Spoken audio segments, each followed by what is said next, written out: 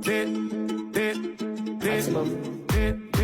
que j'arrive, ça regarde de travers, capuché parce que je suis trop cramé. J'avance avec équipe armée, je m'organise comme si je mourrais jamais. Mon amour, je vais rentrer tard, éveiller le ciel, fait noir. Ils font tous des petits pas dès qu'ils aperçoivent la guitare.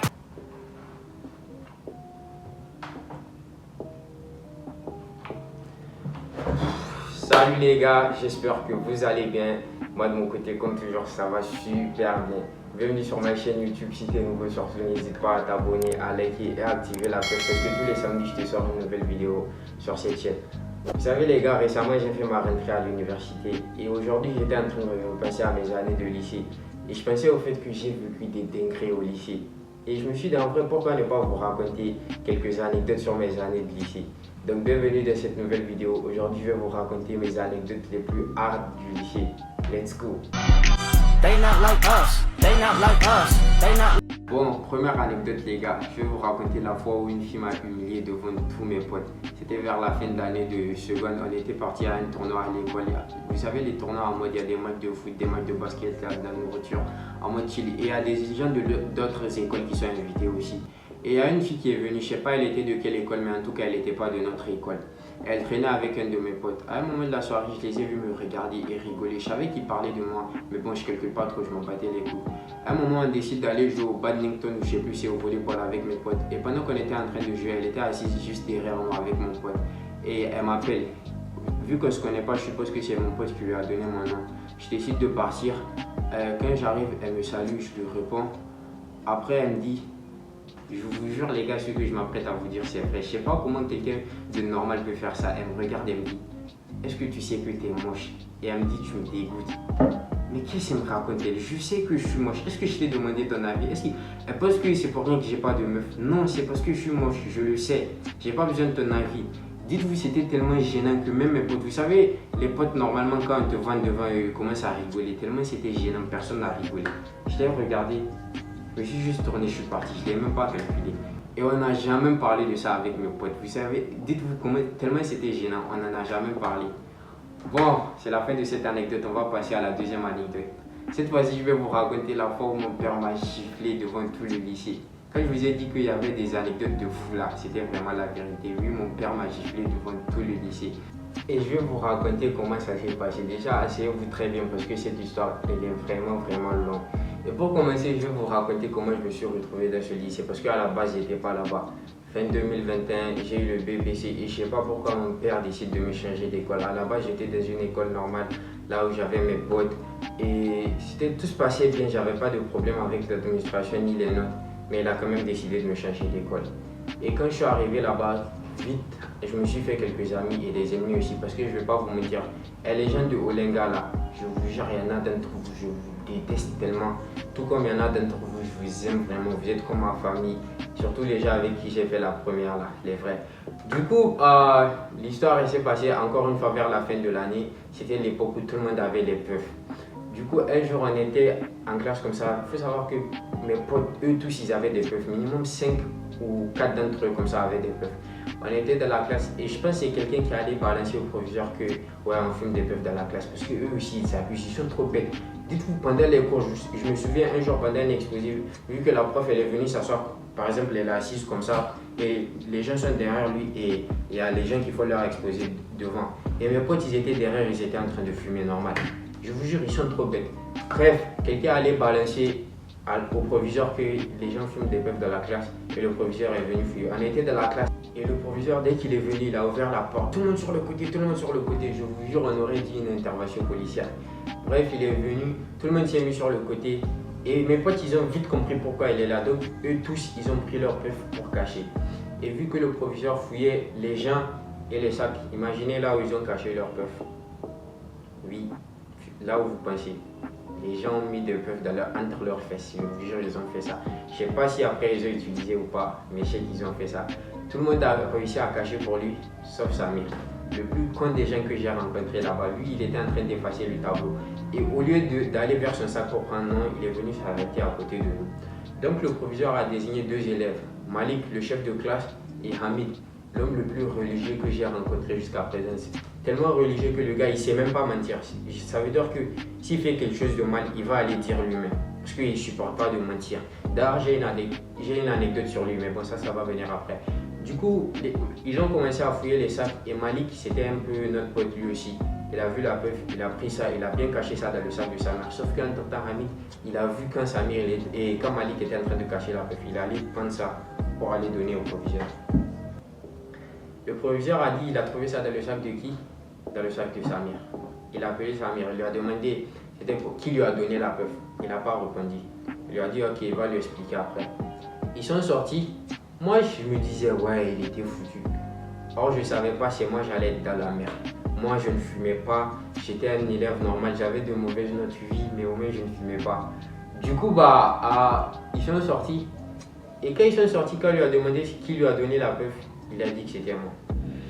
Attendez d'abord, je vous explique c'est quoi qui s'est passé. Pendant la récréation, avant que le proviseur ne vienne fouiller, il avait la puff. J'ai pris ça, comme moi j'étais intrigué, c'était la première fois que je voyais une puff. Je connaissais les chichas et tout, mais pas les puffs. Je prends ça, je regarde ça. Entre temps, il y a un gars qui s'appelle Ridwan, il est venu prendre ça chez moi aussi. Après la récréation, Ridwan m'a remis ça, j'ai remis ça à Samir. Et le con, quand il a demandé qui lui a donné ça, il a paniqué. Il a oublié la partie où il avait acheté la puff et que c'était pour lui. Non, il s'est souvenu seulement de la partie de la fin de la récréation où je suis venu lui redonner la puff. Et moi, quand on m'appelle tellement, j'ai paniqué. Moi aussi, j'ai oublié la partie où la puff était pour Samir. J'ai dit que c'était à Ridwan. Sauf que Ridwan, le plus intelligent d'entre nous tous, parce que si on regarde l'histoire, c'est moi le plus bête. Ridwan, le plus intelligent d'entre nous tous, dès qu'il est venu, il a dit que lui, on ne va même pas mettre son nom dedans. Il a tout dit. Il a dit que c'était pas pour moi et pour lui, c'était pour Samir. Et moi, je sais pas, j'avais une mentalité, vous savez, dans mon ancienne école, c'était un peu la street. Et on balance pas. Et je sais pas pourquoi, au lieu de voir qu'il va me mettre dans la merde, non, moi je me suis dit que si je dis que c'est pour lui, c'était comme si je le balançais. Du coup, on nous a demandé à tous les deux c'était pour qui, et comme je suis, j'ai pas parlé. Le proviseur a dit ok, il a convoqué nos deux parents. Attendez, avant de vous expliquer ce que mon père m'a fait, je vais vous expliquer après l'histoire ce que Samir lui allait faire à la maison. Quand on a appelé ses parents, quand on leur a dit, sa mère, il m'a dit qu'il était dans sa chambre et puis sa mère est venue, elle avait son téléphone et puis elle est allée chercher sur Google les dangers des cigarettes électroniques et puis elle lui a donné le téléphone, elle lui a dit de lire arrête-toi. Il a lu et puis sa mère elle est sortie, elle lui a plus parlé pendant quelques jours. Lui c'était la seule punition qu'il a eue. Pendant que moi, l'innocent de l'histoire, quand on a appelé mon père, le lendemain il est venu à l'école. Dès qu'on l'a appelé, moi je pensais qu'on allait rentrer et quand on l'a appelé, le surveillant est venu m'appeler. Du coup je me suis dit ouais, on va rentrer dans le bureau ensemble, on va expliquer, je vais pouvoir dire la vérité. Sauf que non. Déjà, voilà, avant qu'on appelle mon père, je suis allé chez le proviseur parce que là j'en pouvais plus, je lui ai expliqué tout. Il m'a dit ok, c'est bon, j'ai compris. Moi je me suis dit ok, j'étais plus dedans, sauf que lui il s'en battait les couilles vraiment. Il avait l'intention de convoquer mon père. Quand mon père est venu, il m'a pas appelé pour qu'on explique le truc devant moi, pour que je puisse m'expliquer. Il a expliqué à mon père que la puff elle était pour moi et que je fumais ça en classe.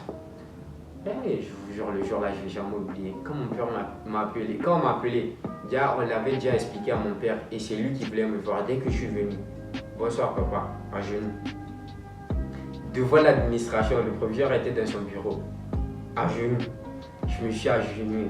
Paf, paf, paf. Le troisième coup, j'ai réussi à esquiver, mais les deux coups là sont bien rentrés. Et je vous jure, ça me fait tellement mal parce que de me dire que mon père m'a jamais frappé de ma vie, c'est quelqu'un de pas violent. Je me demande même des fois si c'est un père africain parce que les bêtises que j'ai fait, il m'a jamais frappé avant le jour là. Il m'a mis 2 tartes. Et le proviseur a vu, il est vite sorti. Il m'a dit de retourner en classe. Après, mon père est parti. Et je vous jure, heureusement pour moi, je remercie Dieu encore. Mon père, il devait venir à 10h vers la récréation. Mais il a eu un empêchement, donc il n'a pas pu venir. Il est venu vers midi. S'il était venu à 10h là, pour cette vidéo, je vous aurais mis une vidéo de la gifle parce que je sais que les gens allaient filmer. Parce que tout le monde allait voir ça en direct, mais heureusement personne n'a vu. Mais quand je suis rentré dans la classe, mes potes, ils ont su ce qui s'est passé. Dites-vous tellement la gifle, elle était rentrée. Les traces étaient sorties sur ma joue. Et pour la petite histoire, après quand je rentrais à la maison, parce que moi je prends un taxi pour rentrer à la maison, sur la route, j'étais en train d'arrêter un taxi et puis je vois la voiture de mon père qui arrive. Je vous jure, j'ai couru pour me cacher. Heureusement, il ne m'a pas vu. Imaginez, il m'aurait vu, il m'aurait dit de rentrer dans la voiture. C'était fini pour moi. Mais bon, heureusement, je suis rentré à la maison, il s'est calmé et il ne m'a pas frappé. Et le lendemain, quand je suis parti à l'école, le proviseur m'appelle pour me demander ouais, s'il est toujours comme ça, pourquoi je ne lui ai pas dit. Alors que le matin, je suis allé dans son bureau pour lui expliquer. Et je lui ai dit non, c'est bon, de base, c'est pas quelqu'un de violent, il était juste fâché. Et c'était vraiment la vérité. Quand je suis allé à la maison, il ne m'a rien dit, il a oublié l'histoire. Bon, là, on passe à la troisième anecdote. Là, c'est pas une anecdote, mais je vais vous présenter un personnage, le gars en question, Hamid, la balance originelle. Je vais vous parler de lui là maintenant. Bon, comme je vous l'ai dit, il s'appelle Hamid, c'est un Asiate, un Bangladeshi ou je sais pas, on dit un Bangladesh. Bref, son père, il a été vraiment sévère avec lui sur l'éducation, que ce soit pour l'école ou pour la religion. Il est vraiment coincé, dites-vous, il n'a même pas de téléphone. Et le gars, son éducation a été faite telle que même le mensonge, il ne peut pas mentir. Genre, quand il ment, ça le brûle, on dirait.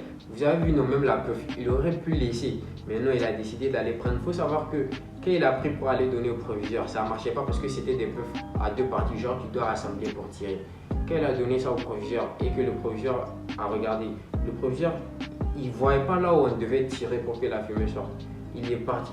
Hamid est reparti refouiller le sac pour trouver la deuxième partie pour venir assembler ça et donner ça au proviseur.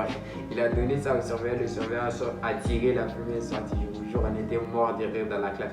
Bref, pour vous raconter une histoire sur Hamid, un jour, le prof de maths il est venu et il avait oublié son PC à la maison et il devait nous composer un devoir de maths. Du coup, il a pris le PC d'un de mes potes, il a composé le devoir, il a copié sur une clé USB et il est parti imprimer. Et pendant qu'il n'était pas là, mon pote a repris son PC. Et non, c'est lui qui a redonné le PC à mon pote. Mon pote a regardé et il a vu qu'il avait oublié de supprimer le devoir. Du coup, on avait les questions. Et comme nous, on était des cancres, on a été obligé de faire appel à lui pour qu'on traite l'exercice. Mais on ne lui a pas dit que c'était le devoir. On savait qu'il allait comprendre, mais on lui a juste dit qu'on voulait qu'il nous aide à réviser. Et presque toute la classe a eu droit à ça. Et comme toute la classe a eu l'épreuve, on a bien traité. Tout le monde a eu de bonnes notes. Et donc, quand le prof a vu les résultats après les devoirs, il était choqué. Donc, il nous a demandé est-ce qu'on a eu. Du coup, est-ce qu'il a oublié de supprimer l'épreuve? Personne n'a parlé, sauf qui? Hamid. Ça le brûlait, il ne pouvait pas se retenir. Je ne sais pas, c'est parce qu'il sait que même s'il n'a pas. Lui, il trouvait ça injuste, c'est ce qu'il a dit. Il trouvait ça injuste que les jeunes ont triché alors que lui, il a révisé à la maison. Parce que lui, il savait que même sans la fiche, il aurait eu une bonne note quand même. Du coup, il a décidé de balancer. Et dites-moi, je ne peux même pas lui en vouloir. Parce que quand tu vois l'éducation qu'il a eu, tu ne peux même pas le juger en vrai. Et pour la petite anecdote, imaginez combien j'ai eu au devoir. 3 ou 5. Je ne sais pas, mais je sais que ça ne dépasse pas 3 ou 5. Je vous jure, en PC ou en maths, les matières scientifiques, je suis tellement un canca. Tellement que j'ai développé une faculté à deviner ma note avant qu'on ne rende les copies. Vous savez, quand le prof va donner les copies, il va dire les notes varient de 5 à 16, de 10 à nanani nanana. Quand le prof il dit les notes varient de 5 à 16, le 5 c'est ma note. Quand il dit les notes varient de 0 à 20, le 0 c'est ma note. Tout le monde le savait, le prof le savait, je le savais déjà. Tout le monde le savait, mais bon, je suis un cancre peut-être, mais vous n'avez pas le droit de me juger parce que j'ai eu le bac à 16 ans. Les gens de ma promotion, ils sont en terminale maintenant en train de réviser pour le bac pendant que moi je suis là. Je suis en bac plus 2, donc respectez-moi. Et voilà, c'est tout sur Hamid. Là, on va passer à la quatrième et dernière anecdote. Cette fois-ci, je vais vous raconter la fois où j'ai menti pour dire que j'étais malade, pour ne pas aller à l'école. Et finalement, mon père a décidé qu'il va m'emmener à l'hôpital. Et dites-vous, moi quand je ne veux pas à l'école, quand je veux pas aller à l'école là, je le fais vraiment avec extrême. Dites-vous, un jour, j'ai pris une pierre. Et tellement je ne voulais pas aller à l'école, le matin je me suis réveillé, j'ai pris une pierre, une brique, j'ai laissé tomber ça sur mon pied. Je vous jure les gars, moi je suis un malade mental. J'ai laissé tomber la brique sur mon pied. En tentant, vers 1h, 2h comme ça, mon pied il a enflé. Je suis allé réveiller ma mère, je lui ai montré mon pied. Je lui ai dit que j'ai trébuché. Elle m'a donné des médicaments. Elle m'a dit d'aller dormir, que j'allais pas partir à l'école. Sauf qu'un jour, j'ai voulu faire un truc comme ça, sauf qu'on m'a attrapé. J'ai dit que j'étais malade à mon père, que je pouvais pas aller à l'école. D'habitude, moi, quand je suis malade, mes soeurs, quand elles sont malades, parce qu'elles ont une maladie grave, elles ont une maladie grave. Quand elles sont malades, on les amène à l'hôpital. Moi, la plupart du temps, quand je suis malade, on me donne juste des médicaments et je reste à la maison. Le jour-là, j'ai dit à mon père que j'étais malade. Il a dit, ok, on part à l'hôpital. Sur tout le chemin, j'étais tellement stressé. Et dites-vous tellement je suis chanceux. On est arrivé à l'hôpital. Le médecin a fait son truc. Et oui, j'étais vraiment malade. J'avais le paludisme. Imaginez la chance seulement. Bref, c'est tout pour ces anecdotes. Si vous avez kiffé la vidéo, n'hésitez pas à me dire dans les commentaires et je vous ferai encore une vidéo comme ça. Merci d'avoir regardé la vidéo et surtout n'hésitez pas encore une fois à vous abonner, à liker et à lâcher un commentaire à la fin. C'est tout.